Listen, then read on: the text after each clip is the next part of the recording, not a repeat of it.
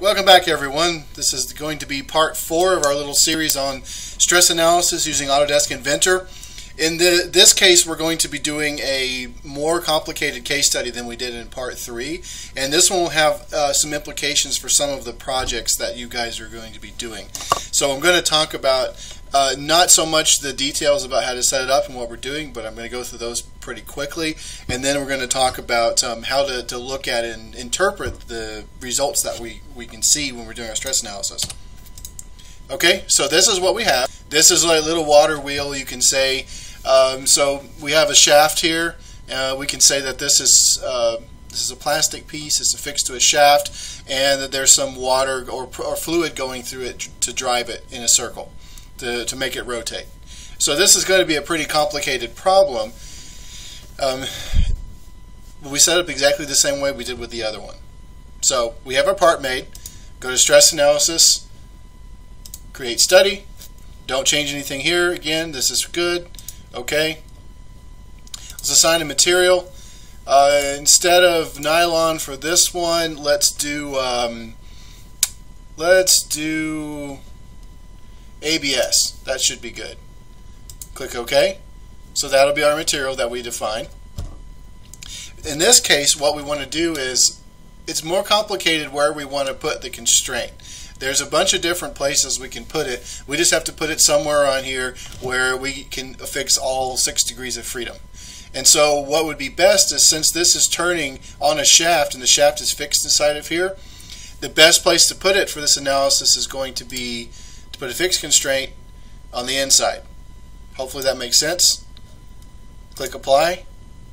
Okay. So what this means is that if the shaft that this is running on stops, then the stress is going to be transferred to the rest of the part.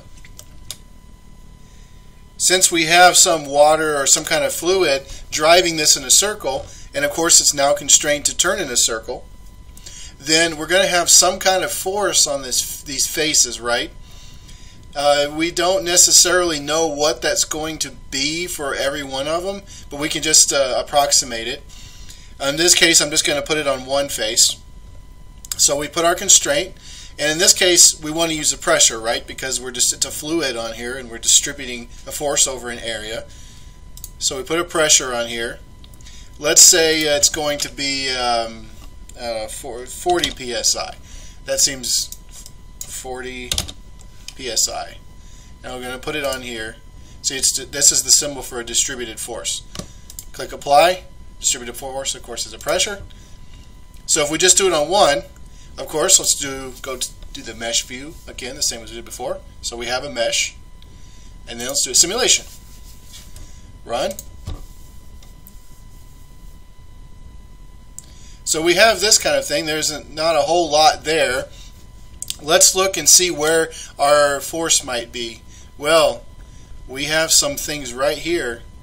Some really high force right here and somewhere in here. So this is obviously where it's going to fail. The color bar is going to show us, where it's going to react like that. We can make this better. We can visualize this better if we go in to the color bar, which is going to be over here. Go to the color bar, and instead of just saying maximum of 4, let's just do a maximum of 1. Apply. And there we go. Now we can see where it's going to. It looks like it could potentially fail right here. It may crack right here because of this distributed load. This is a really common case. Everything here, it's nice and thick, so we will have some deformation inside of here, and we potentially could fail on the edge right here. But it's going to fail first where the red is, where we have this. So a potential design improvement for this would be to beef this up. Make this thicker and thicker until we get to the point where we don't have any potentially fatal stresses.